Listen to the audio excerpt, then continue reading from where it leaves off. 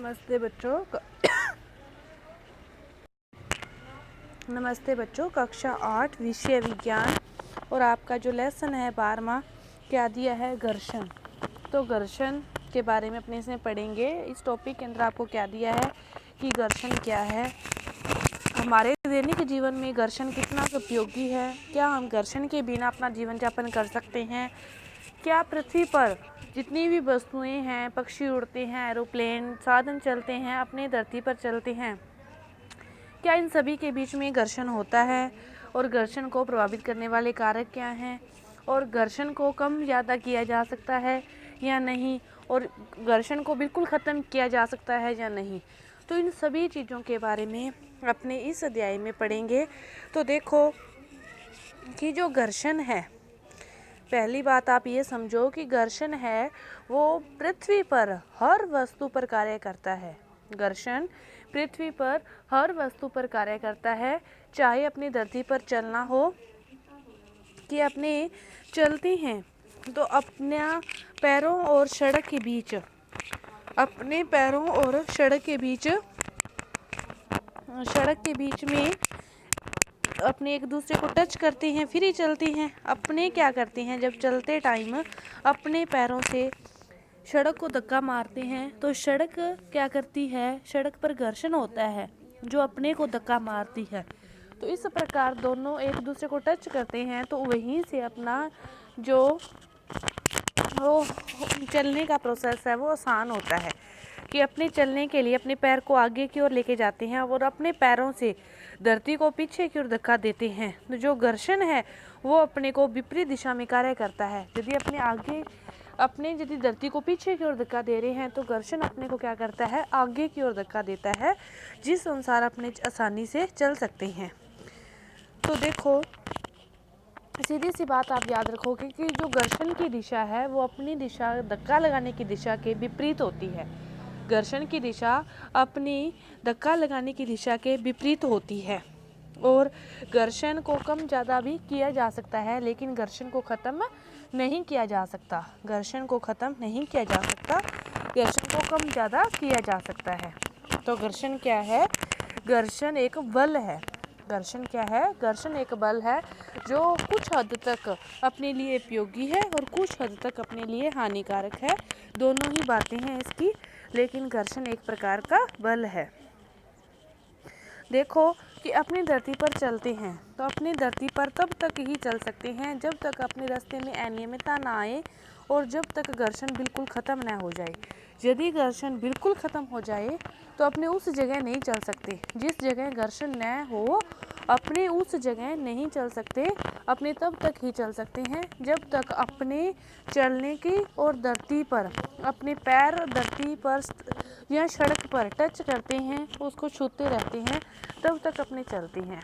अपने चलते चलते आपने देखा होगा कि केले के छिलके या फिर पानी हो, फर्श पर किसी मार्बल पर पानी की बूंदें हो तो उस सतह पर अपने चलते हैं तो अपना चलना आसान नहीं होता। अपने क्या होते हैं, फिसल कर गिर जाते हैं। क्यों गिर जाते हैं, क्योंकि यदि केले के छिलके पर अपना पैर पड़ता है तो केले का छिलका चिकनाहट है और अपने और पैरों के बीच और केले के छिलके के बीच कौन सा बल कार्य नहीं करता, घर्षण बल कार्य नहीं करता, जिस कारण अपने क्या हो जाते हैं, गिर जाते हैं। घर्षण बल जब तक कार्य करता है तब तक अपना चलना आसान बना रहता है, लेकिन जब घर्षण बल कार्य नहीं करता तब अपना चलना आसान नहीं होता और अपने फिसल कर क्या होते हैं, गिर पड़ते हैं। तो अपने तब कब तक चल सकते हैं, जब तक घर्षण बल अपने और पैरों के बीच में कार्य कर रहा है। चलने पर अपने धक्का लगाने के विपरीत दिशा में घर्षण बल क्या है, कार्य करता है। इस बात को हमेशा समझोगे और याद रखोगे कि यदि अपने पैरों से धरती को पीछे की ओर धक्का देते हैं तो घर्षण बल अपने को क्या करता है, आगे की ओर धकेलता है। इसी कारण अपना चलना संभव है। अपना चलना कब तक संभव है, जब तक घर्षण बल कार्य कर रहा है। घर्षण बल को कम किया जा सकता है, ख़त्म नहीं किया जा सकता। इसके बाद देखोगे घर्षण बल के बारे में आपको बता दिया गया है। घर्षण बल से एक पुस्तक के लिए मेज पर आपको गति बता रखी है कि देखो दोनों में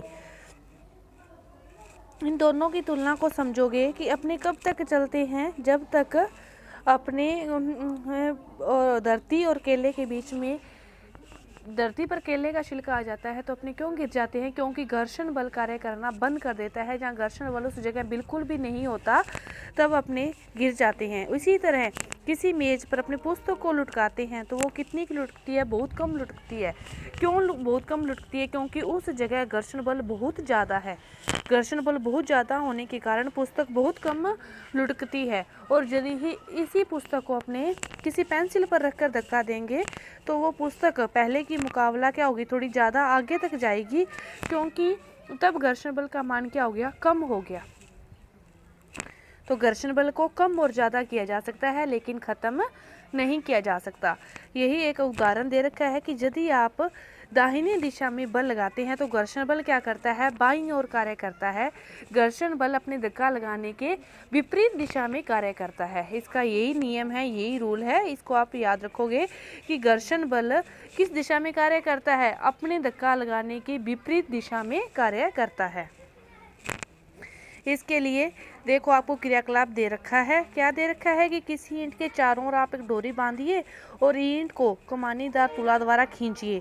तो आपको कुछ बल लगाना पड़ता है। जैसे ही ईंट गति करना आरंभ कर देती है तो कमानीदार तुला का पाठ्यांक लीजिएंगे और उसके बाद उस घर्षण बल की माप प्राप्त होगी जो ईंट व उनके बीच में लग रही है। लेकिन ईंट पर यदि एक पॉलीथीन का टुकड़ा लपेट देंगे तो इसी के क्रियाकलाप को आप दोबारा दोहराओ। पहले तो क्या करो? सीधी ईंट को बांधो, फिर एक पॉलीथीन लेके उसको बांधो। तो आप देखोगे कि दोनों के क्रियाकलापों में कितना अंतर है पाठ्यांकों में। तो यही आपको दर्शाएगा घर्षण बल का मान कब कम होता है और कब ज़्यादा होता है। तो घर्षण बल को कम किया जा सकता है लेकिन ख़त्म नहीं किया जा सकता।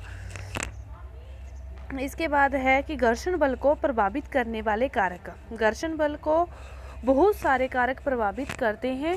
तो देखो कि घर्षण बल को बहुत सारे कारक प्रभावित करते हैं। तो देखो एक आपको पहले दे रखे कमानीदार तुला। कमानीदार तुला है एक ऐसी युक्ति है जिसके द्वारा आप किसी भी वस्तु पर लगने वाले बल को माप सकते हो। और इसमें कुंडलित कमानी होती है जिसमें बल लगाने का प्रसार हो जाता है और कमानी को इस प्रसार की माप इसके आशांकित पैमाने पर चलने वाले संकेतक द्वारा की जाती है। पैमाने के पाठ्यांक द्वारा बल का परिणाम आप प्राप्त कर सकते हो। तो घर्षण बल को जो प्रभावित करने वाले कारक हैं, इसमें देखो एक क्रियाकलाप दे रखा है आपको कि उस क्रियाकलाप में क्या है कि जो दो बच्चे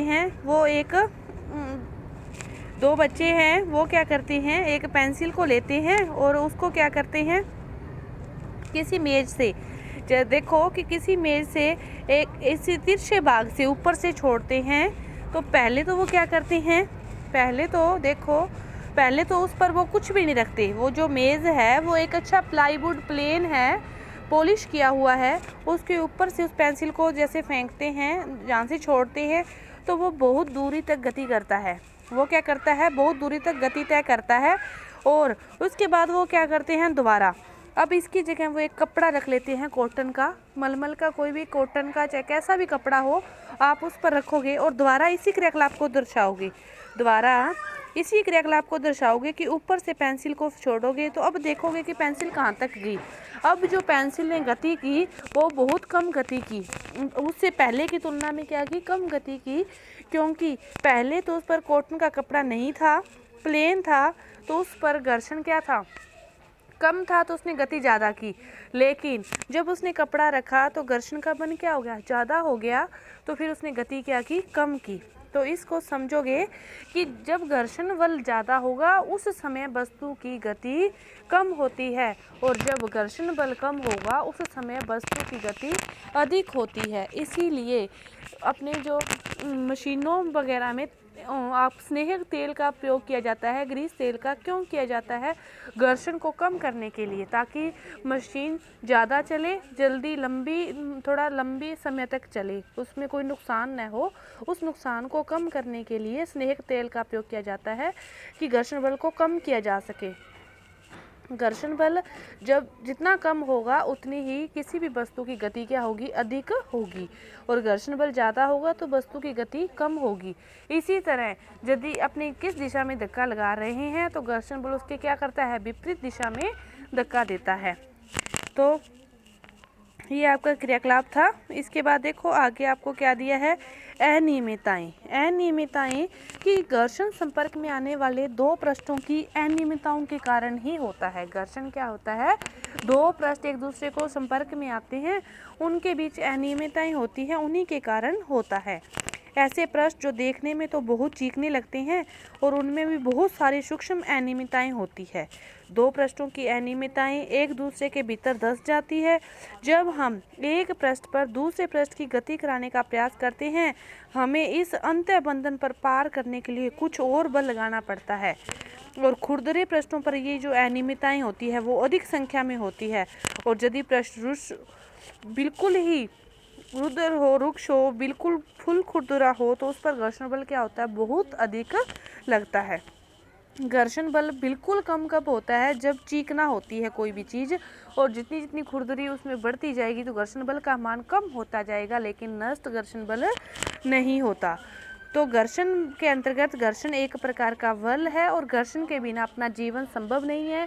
अपने चलना है जो वो भी किसके कारण पॉसिबल है, घर्षण बल के कारण। पक्षी उड़ते हैं, घर्षण बल के कारण हर चीज़ के अंदर घर्षण बल लगता है। घर्षण बल को कम किया जा सकता है, ज़्यादा किया जा सकता है, लेकिन ख़त्म नहीं किया जा सकता। घर्षण बल की जो दिशा होती है वो अपने धक्का लगाने की, अपने बल लगाने की दिशा के क्या होती है, विपरीत होती है। किसी वस्तु में जितना अधिक घर्षण बल है वह उतनी ही कम दूरी तक गति करता है, और जितना कम घर्षण बल है वह उतनी ही अधिक दूरी तक गति करता है। इसने पार्ट में अपने घर्षण बल के बारे में इतना पढ़ा है, और बाकी का जो पार्ट है वो अपने अगली वीडियो में करेंगे। धन्यवाद।